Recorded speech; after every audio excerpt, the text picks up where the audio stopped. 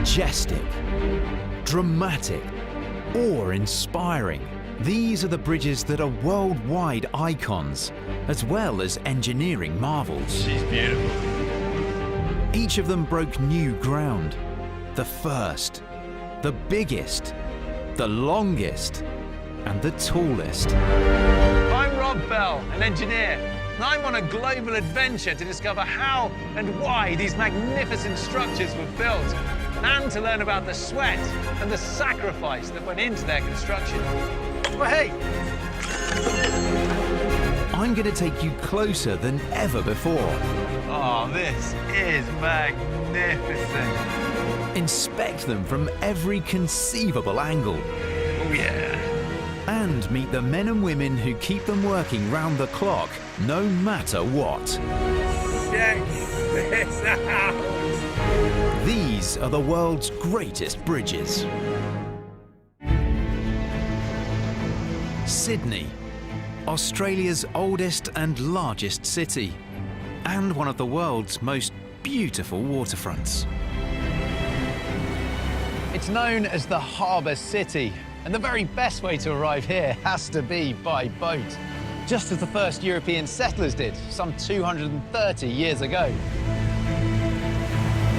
Sail into the harbour and you'll pass two world-renowned structures, the Sydney Opera House and the Sydney Harbour Bridge.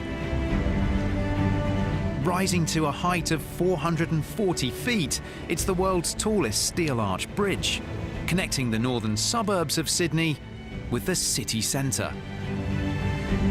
It weighs more than 39,000 tonnes, spans 1,650 feet and is 160 feet wide. It carries 8 lanes of traffic, 2 railway lines, a footpath and a dedicated cycle path. Every day, more than 200,000 cars travel across it. When it opened on the 19th of March 1932, it instantly became a world-renowned landmark. And since then, millions have passed across it, over it, and under it. Like a giant, triumphant gateway, it signals your arrival here into Australia. The bridge had taken a century from first proposal to completion. The construction itself lasted 8 years and cost £6 million. And its arrival marked a new stage in this young city's remarkable evolution. Sydney was founded in 1788 when 11 British ships landed, right about here. On board were more than 1,000 settlers, including some 850 convicts. The captain described this as, without exception, the finest harbour in the world. He named it Port Jackson. Within 4 years of the first shipload, another 4,000 convicts arrived. They were followed by the first free settlers from Britain, who travelled here to make a new life. By 1871, 200,000 people called it home. As the south side of the harbour became crowded, some began settling directly opposite. The North Shore's so close, look. You could swim to it. Yet to get there by land, you'd have to travel a good 15 miles all the way round. And in the 19th century, that journey would have taken about a day. The alternative was a ferry. The first service was started in 1816 by an enterprising ex-convict from Jamaica. Billy Blue, as he was known, plied his trade wearing an old naval officer's coat. Demand was such that he soon had a fleet of 11 boats. 60 years on, and Sydney Cove had been transformed into Circular Quay and the hub of Sydney Harbour's ever-growing ferry network. By 1904, the number of ferry passengers had increased to 19 million a year. 75 ferries were running every hour to keep up with demand. This city's greatest natural transport advantage, its harbour, had become a transport disaster. The solution, everyone knew, was a bridge between the south and the north shores. In fact, this wasn't a new idea.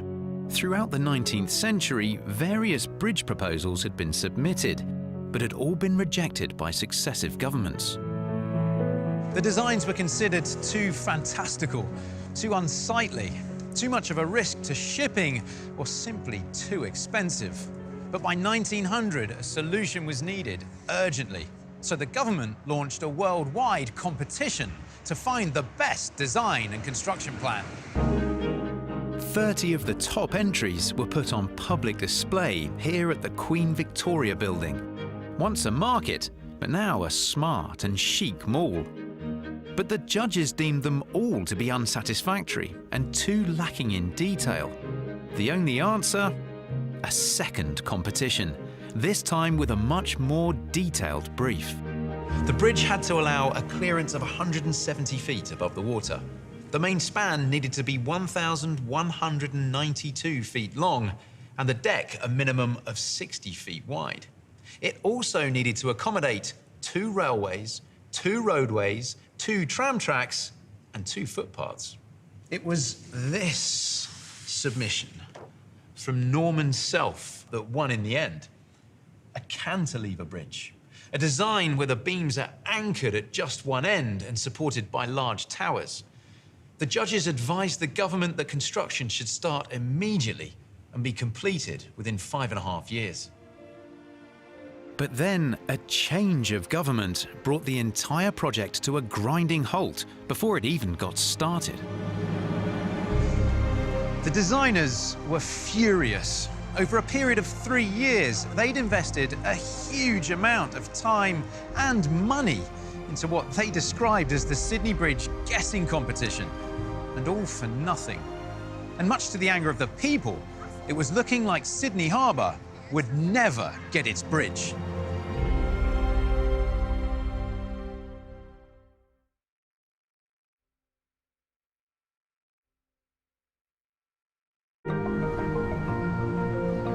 The Sydney Harbour Bridge, once the highest man-made structure in Australia and still the most famous.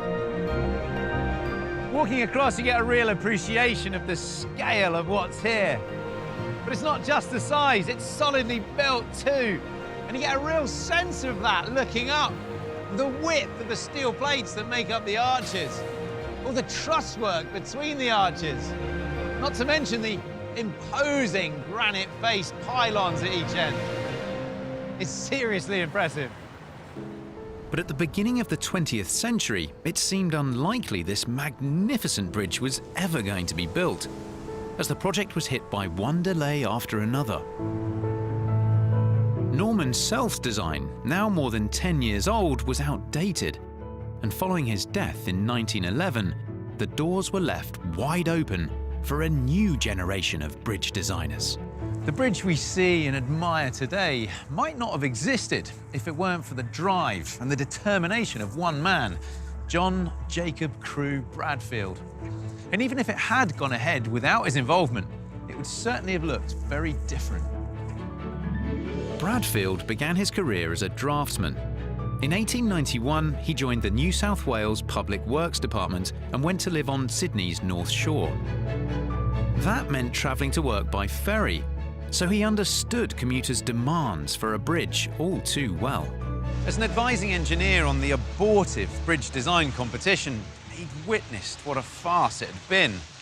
But in 1912, when the government took another look at building a bridge, he was determined to make it happen. After being appointed chief engineer of the Harbour Bridge and Metropolitan Railway construction, Bradfield submitted 2 designs himself. In 1913, one of these was accepted. It was a cantilever bridge, with each span built out sideways from huge piers. Steel trusses were to be used to give it strength and rigidity. Connecting Dawes Point on the south shore to Milson's Point on the north, it would carry 4 lines of railway, 2 roadways, and a footpath. Although still a cantilever design, it was far more ambitious than any past submission. The budget was agreed, the design was agreed, and the time frame was agreed. But then, the First World War broke out. The money for the project was diverted to the war effort, and once again, the bridge was cancelled. It was to take a further 8 years before the state government were once again in a position to consider Bradfield's proposal. Luckily for them, Bradfield was a patient and determined man, something his grandson Peter remembers well. I think he knew how important it was to weld the city together, to get the east and the north and the south and the west together, and the bridge was absolutely essential. He was a visionary in many senses, always extremely meticulous in everything he did. He didn't have a localised view of things, he had a national view of things. So dedicated was Bradfield that he travelled the globe to meet the world's top bridge-building companies, learning all he could about the latest construction technologies and techniques. When he returned home, he was no longer wedded to his cantilever design. Instead, he asked the government to accept submissions for an arched bridge. The main reason Bradfield changed his mind was a practical one. Arches are naturally incredibly strong, and engineers have been using them since ancient times. And nature's been using them even longer. Take this eggshell, for example, or half an eggshell. The shape of it creates a natural arch. And it's incredible for something so small and so thin, how much force it will take before it starts cracking. Let me show you. Right. There we go. Well, it easily takes the weight of the tray, but let's load it up. Bottle of water here. Let's pop that on top. It easily takes the weight of 1 bottle of water. All right, let's try another one. 2 bottles of water, easy peasy. It's the arch that's taking all of that force. Because I'm trying to compress it, those forces pushing down are taken out through the sides of the arch or through the structure of the eggshell and into supports below, or the table in this case. 3rd bottle, let's have a look. 4th bottle, let's see what happens. Taking this up to 2.4, almost 2.5 kilograms of weight now. It's still staying strong. Let's try a 5th bottle. And this is going to take it up to 3 kilos. Will it take it?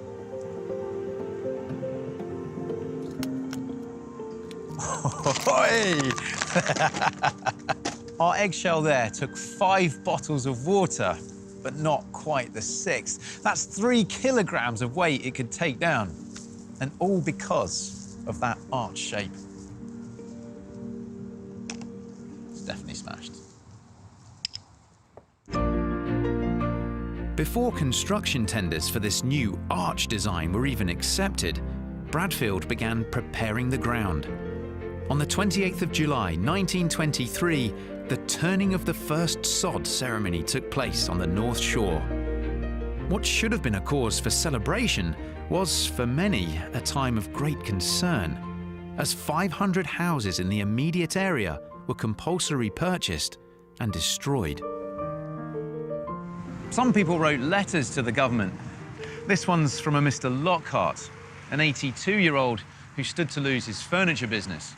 He writes, "Dear Sir, my wife wrote some weeks ago RE compensation for loss of home and means of living. In reply, you stated that all the department could grant would be the cost of cartage. The amount is small, but would be very acceptable, as we have no means and are both too old to go out to work." Another letter, this one from a Mrs. Pitcairn, a widow whose daughter taught music at home. She writes, "My one desire is sufficient to get a home again. Indeed, since we lost our home, we've had to sell many things for necessities to keep out of debt." She goes on, "Through the bridge, everything is taken from us. At this time, I had only one wish, to take my own life, and only my religion held me back."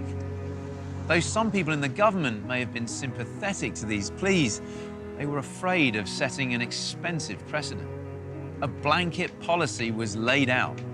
There'd be no compensation. Over on the South Shore, In an area called the Rocks, the residents had even less sway. It was this area where the poorer, less fortunate members of society made their homes, packed with tiny bars, brothels and hovels. The government wasted no time driving these residents from their homes before auctioning them off to building supply merchants who demolished them. When it came to the government's shiny new bridge, it was far more concerned with what it would look like than the effects on the local population. Well, Bradfield had drummed up interest in the project during his round-the-world fact-finding tour, and he'd since received more than 20 designs from companies based in the United States, in Britain, in Canada, as well as here in Australia. And on the 24th of March, 1924, he made his decision. He awarded the contract to the English firm Dorman Long and Company and their consultant designer, Sir Ralph Freeman. Bridge A3, as it was known, would be the largest structure Australia had ever seen. It would be strong and it would look strong. And its granite-faced pylons here would, according to Bradfield anyway, give it an air of dignity. The design provided for a single great central arch spanning 1,650 feet, crossing Sydney Harbour from north to south in a single stride, and rising at its centre to a height of 440 feet. From this, the trackway was suspended at an average height of 170 feet above sea level, passing off the arch at either end onto a series of 5 approach spans, formed of horizontal girder structures on granite piers. At 50,000 tons, this would be the world's heaviest structure. The steel sections, and even the rivets holding them together, would be the largest ever produced for a bridge project. 20 years earlier, he'd considered an arched bridge to be a bit of an eyesore. But now he was a total convert and had completely ditched his original proposal of the cantilevered bridge. Bradfield had been won over to the steel-arched bridge design after seeing New York's Hellgate Bridge. Built in 1916, it was the first steel arch to span 1,000 feet. Although only a fraction the size of the Sydney Harbour Bridge, they bear an uncanny resemblance, even down to the decorative stone pylons. Bradfield estimated that the steel arch would cost £350,000 less than the cantilever bridge. And with new advances in steel, making it both lighter and stronger, the arch to Bradfield was becoming not just practical, but irresistible. Bradfield had approved the design by Dorman Long, and now the responsibility for getting it built largely fell to their English Director of Construction, Lawrence Ennis. During a 43-year career, he'd built bridges all over the world. For this latest project, he moved to Australia, describing it as the most difficult he'd ever encountered. His task was Herculean. It would take 5 years before construction of the giant steel arch even got underway. Before that, there were plans to be drawn up, workshops and machinery to be built, and granite to be quarried. And eventually, once the work began, there would be those that would give their lives for the bridge. We're giving you the chance to head stateside to visit not one, but 2 of the world's greatest bridges which feature in the series. You and a friend will head to New York for a 3-night stay at Archer Hotel in Manhattan. Whilst there, take a Circle Line cruise sailing under the incredible engineering mammoth, the Brooklyn Bridge. Then jet to San Francisco for a further 2 nights on the doorstep of the Golden Gate Bridge, staying at Cavallo Point Lodge in The Sydney Harbour Bridge. After years of argument and delay, its construction finally started in 1923. But it would still be another 5 years before the famous steel arch would begin to appear. Granite was needed to encase the reinforced concrete twin-towered pylons standing either side of the arch. 290 feet high, they don't actually serve any structural purpose. But Bradfield insisted on them because they made the bridge look reassuringly sturdy. The first step was finding a nearby granite quarry accessible from Sydney. And what better way to look at what they found than from the air? The granite itself came from just down there, at a place called Moruya, about 170 miles south of Sydney by sea. It's been quarried here since 1850, and it's once described as the best granite outside of Aberdeen. An incredible 9,000 square kilometres of Australia's southeastern coast is made up of granite. So why did they choose Moruya above all the other sites? Well, the answer was quantity, quality, and ease of access to the Moruya River. 3 steamships were built specially to transport the rock down the river and then across the sea to Sydney. But first, it had to be mined. At the time, Moruya was a tiny community, and they didn't have the necessary skilled manpower. So Dorman Long went on a recruitment drive. John Gilmore was one of the workers they signed up. In 1924, he, along with his wife Mary and their 9 children, moved from Scotland out to Moruya. The work was hard and the hours long, but soon a bustling community was established next to the quarry in an area that became known as Granite Town. In its height then, roughly how many people would have been living here in Granite Town? Over 300. At the height of the works too, there were 64 children at the school. So paint a picture for me then. What would we have seen here in Granite Town if we would have been here back then? There were 72 cottages made of timber. There were bachelors' quarters for the single men. There was a post office, a cooperative store, a school and a hall. So this became its own community then, did it? Yes. They would enjoy social activities in the hall. So practically every Saturday night it was the place to be. They'd have concerts. The Italians had a band, and the Scottish enjoyed the dancing. And then the quarry itself was quite nearby, was it? Yes, just over there. It's just over that hill. Yes. I mean, it's really close by. Very close by. When they would blast the rock away from the quarry face, there are memoirs of people recording of things falling off shelves. And, Really? Yes. Because of the vibrations? Yes. It's this very same quarry which provided the Sydney Harbour Bridge with around 50,000 tonnes of numbered stones. Each one dug, shaped and then shipped to their destination 200 miles north. And whilst I'm here, I can't resist trying my hand at a bit of stonemasonry. What were the techniques those quarrymen were using to get the granite so beautifully and so pristine for the Sydney Harbour Bridge?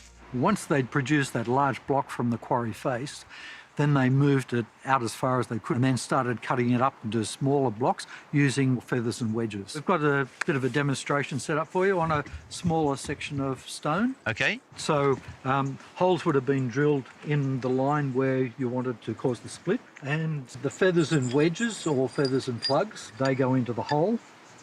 OK. And a wedge would fit between them. So the idea was, the feathers here, they sit down into the rock, down in the hole that you've drilled, and then as you drive the wedge through, I mean, you can see what happens there. The feathers get separated, and ideally then that's separating the rock on each side of it. That's right. So the feathers are designed and the wedge so that there's equal pressure on both sides. So we've got our feathers and wedges all nicely lined up here along the line we want to split the rock. Is it brute force now? Yeah, it's brute force now, yeah. Just remember, a few taps on each one, about the same strength, and go along to each one and then come back again. OK. And keep on doing that process until it splits. I'm actually quite excited to get involved and see if I can split this enormous chunk of granite with just what is a relatively small tool in my hands here, but done the right way, fingers crossed. Right, let's give it a shot.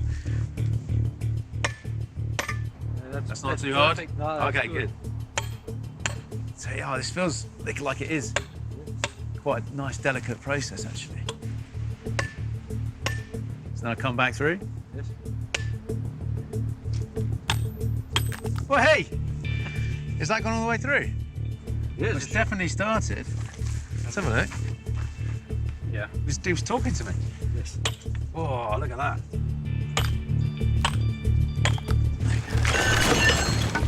Look at that. And look at this beautiful, clean granite. So that's the finish that I imagine Bradfield looked at and said, yeah, that's the finish that I want to see on that pile. Really, it wouldn't have needed much more work than that on a nice, clean split. Yeah, if you can get it exactly right for all the bridge work. I mean, that is stunning, though. I'm so pleased with that. Over 7 years, a total of 173,000 blocks of stone were produced this way, each of them hewn, cut, dressed, and arranged into position like a giant jigsaw puzzle before their shipment. The quarry also provided the bridge builders with a further 18,000 metres of finished stone and 200,000 yards of crushed stone for use in the concrete foundations. Foundations on which the bridge could finally take shape. Now, the bridge starts and finishes, rises and falls here from this super-sized hinge. Now, there are 4 of these in total, 2 on this side and another 2 on the other side. And you need the flexibility of these hinges. You couldn't have it locked down into the concrete foundation, not just because of the phenomenal winds that blow through here, but also because the way the steel expands and contracts in the Australian sun. On a really hot day here, the arch can rise an incredible 18 centimetres. Without these hinges, there'd just be too much stress on the steel, causing it to bend and buckle and eventually fail. As well as expansion, a steel bridge of this size exerts a weight of around 20,000 tonnes on each hinge. So the hinges had to be built on top of huge angled foundations. Work on these foundations began in 1926. 4 large holes, 39 feet deep, were dug and then filled with a special concrete mix. In order to bear the enormous load of the bridge without cracking, the concrete had to be laid in one continuous 14-hour pour. Once the foundations and hinges were in place, work could begin on these, the towers or pylons, each of them encased in the granite from Moruya. And only then could they finally begin construction of the arch across the harbour. And not before time. By 1928, this stretch of water was dangerously crowded. A few months earlier, a ferry full of schoolchildren collided with a steamship. It sank immediately and 40 people drowned. For the people of Sydney, the bridge couldn't come soon enough. But there were still big challenges ahead, not least how to support the arch as it was built across the deep waters of the harbour. The task fell to Dorman Long's consultant designer, Ralph Freeman, a long-standing expert in this field. Until the 2 ends of the arch being built from the north and south shores had extended enough to meet in the middle, Freeman needed a way to support the weight of all that steel sticking out from the land. The answer came from the famous Zambezi River arched bridge beneath Victoria Falls, which Freeman helped build in 1905. In order for the arch to be built across the deep ravine, Freeman devised a system using thick steel cables anchored in place to hold the arch up on both sides whilst it was constructed. A method he now intended to use with the Sydney Harbour Bridge. The cables ran down through these iron pipes, which are fixed into this concrete saddle, before heading down into a tunnel 40 metres deep and being pinned into the ground. Just as the foundations and hinges are critical today for the bridge to stand up, this saddle, the tunnel, and all 1,600 miles of steel cable were essential during its construction. Although the 2 sides of the arch were worked on simultaneously, the southern end was built slightly ahead of the northern end to detect any errors and help with alignment. The steel girders were hauled from barges by 2 specially built creeper cranes, each weighing 575 tons. As they put a new panel into place, they crept out onto it to put the next section in. Assembling the bridge was a mammoth task, involving some 1,400 riveters, boilermakers, steel constructors, and riggers every year. The work was hard, and it was hot. it was also dangerous. There were no handrails or steps like there are today. Instead, men would climb up on the rivets, or using one of these so-called podgers, kind of pointy-end spanner that they'd jam into the rivet holes and use as hand and footholds, a bit like mountaineers. But even before the arches had left the ground, 7 men had lost their lives. The first 2 recorded deaths were at the Moruya granite quarry. The earliest was in April 1926. A man was sitting on the body of a crane when it swung round and severed his leg. The second came less than a year later, when a large block of granite toppled from a ledge, crushing one of the workmen below against the quarry wall, killing him. In all, 16 men gave their lives building this bridge. Nearly all of them were killed as a result of construction accidents. Only 2 died falling from this steel arch. But amongst the deaths, there were also some incredibly lucky escapes.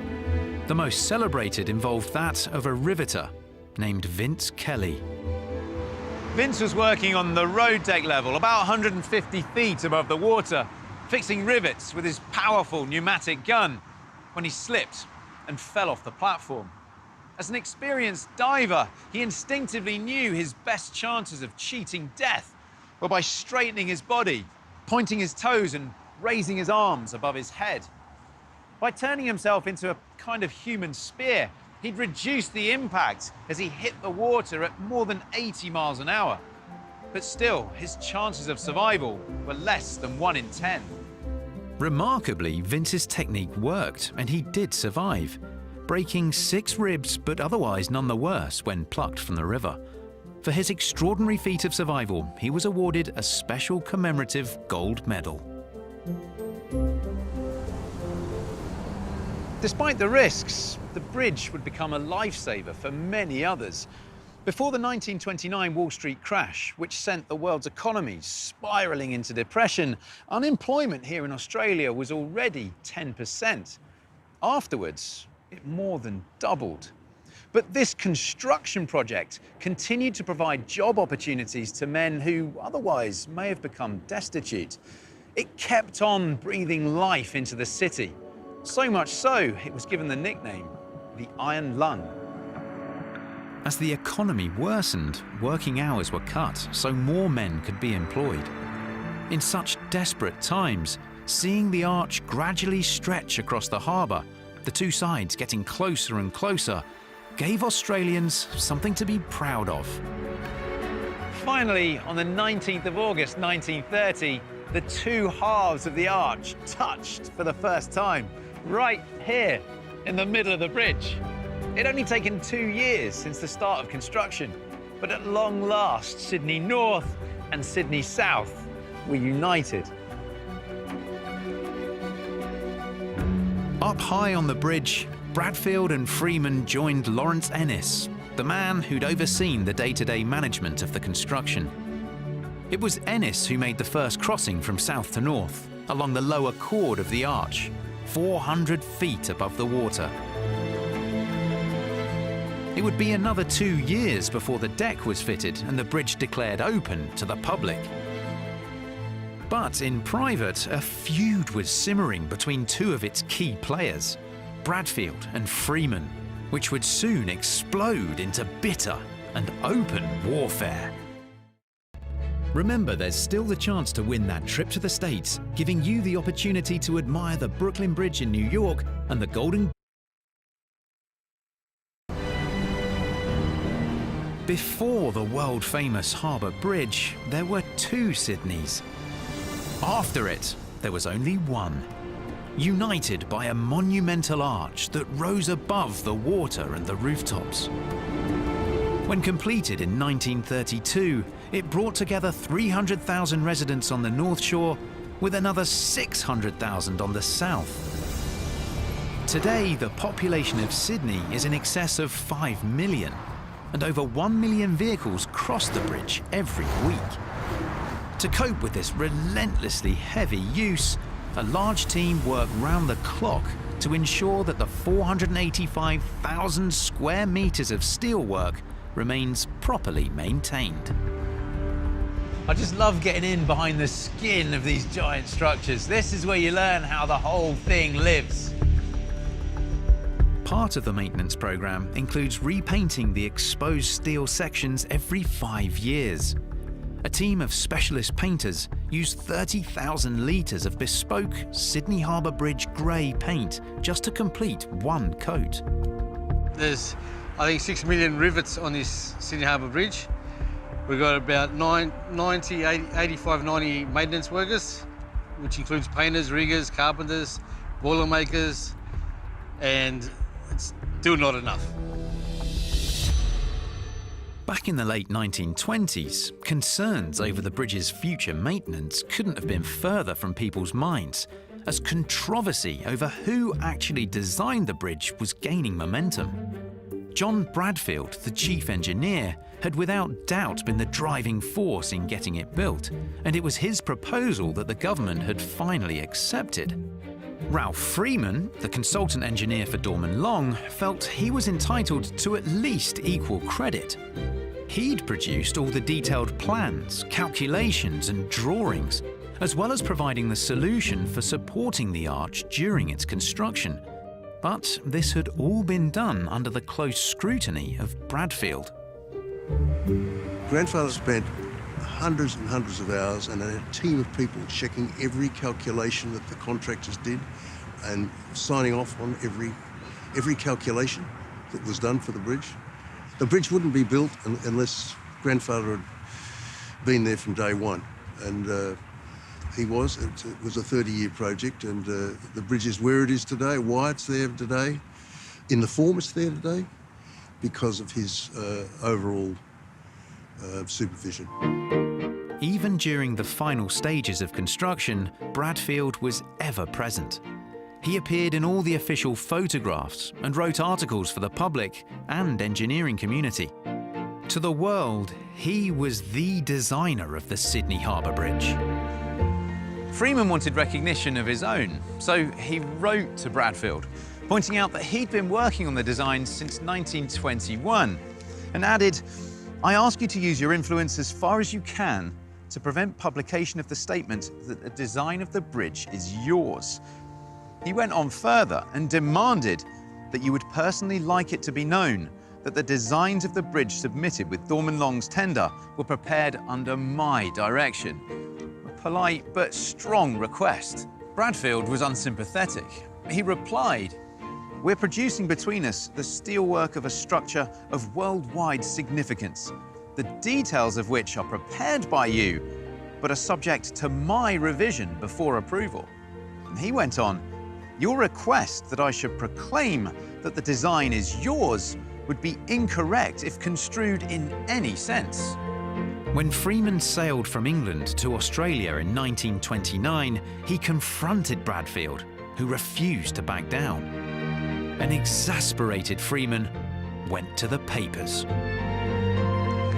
When the story broke in the Sydney Morning Herald, it was a scandal. Freeman's claims were astonishing. For years, Australians had celebrated Bradfield as the designer of their bridge. Now some unknown Englishman had come along trying to steal the glory, not just from a local hero, but from their country itself. Neither man would back down, both of them taking to the press to state their claims and attack each other. In fact, the argument became so heated, the Institute of Civil Engineers threatened them both with expulsion should the so-called newspaper controversies continue. As the argument raged, the workers on the ground got on with what really mattered, the actual building. When the arch was complete, the creeper cranes worked their way back down, constructing the roadway and other parts of the bridge from the centre out. Horizontal crossbeams were attached to vertical hangers which hung from the arch above. The deck for the roadway and railway, over 3,772 feet long, was built on top of the crossbeams, with the deck itself being completed by June 1931. Rails for trains and trams were laid, and the road was surfaced using concrete topped with asphalt. Power and telephone lines and water, gas and drainage pipes were also all added to the bridge in 1931. And on the 19th of January 1932, construction came to an end. 3 weeks of testing followed, including load testing using 96 steam engines positioned end to end. This bridge is so incredibly strong. Even if every roadway, every railway and footpath was completely rammed, you'd happily take it. It's been tested to withstand a 100-mile-an-hour hurricane and a temperature variation of 120 degrees. In March 1932, it was finally ready for its grand opening. The dispute over who designed it rumbled on. In the end, a compromise was reached. As the plaque here says, the general design and specification were prepared and the whole supervised on behalf of the Government of New South Wales by JJC Bradfield. Freeman's name's also included. Here, look, Ralph Freeman, as consulting and designing engineer for the contractors. The plaque gives future generations the chance to acknowledge the hard work of both men, a point not lost on Bradfield's grandson. I think the thing that's clear, and grandfather recognised this, was that not one person could build the bridge on his own. I mean, the bridge involved a huge amount of determination, ingenuity, engineering excellence, and not one person could provide all those things all the time. But I think that he has the most claim to say that the design was his, but Freeman's role can't be ignored. The bridge opened amidst much pomp and ceremony. With most of the population of Sydney in attendance, the Premier of New South Wales cut the ribbon, signifying the opening of the bridge. After the official ceremonies, the bridge was opened up for the public to walk across for the very first time. And incredibly, up to 1 million people did so. And that was about the population of Sydney at the time.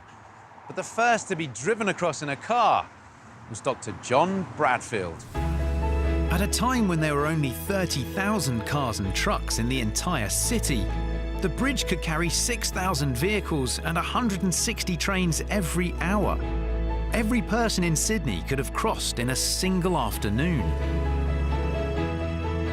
And as planned, the new bridge drastically cut the number of ferry passengers from 47 million before the bridge opened to 20 million. Massive, majestic and breathtaking, the Sydney Harbour Bridge was one of the great engineering challenges of its day. It not only altered the life of a city forever, it became a symbol of a bold young nation and a changing world. Ralph Freeman was without question responsible for the precise design. But without Bradfield, it wouldn't look like this. It wouldn't stand in this precise location, or perhaps even be here at all. Whoever has claim, it's impossible today to imagine this city or even this continent without the Sydney Harbour Bridge. In my mind, it's one of the engineering wonders of the modern world. Stunning, and Rob's back next Friday at 8. Next tonight, Bettany Hughes takes on the Roman Empire. Her epic, dramatic tale of 8 days that made Rome continues with the day Spartacus broke out of gladiator school with a mission: revolt. It's gripping stuff. Stay right where you are.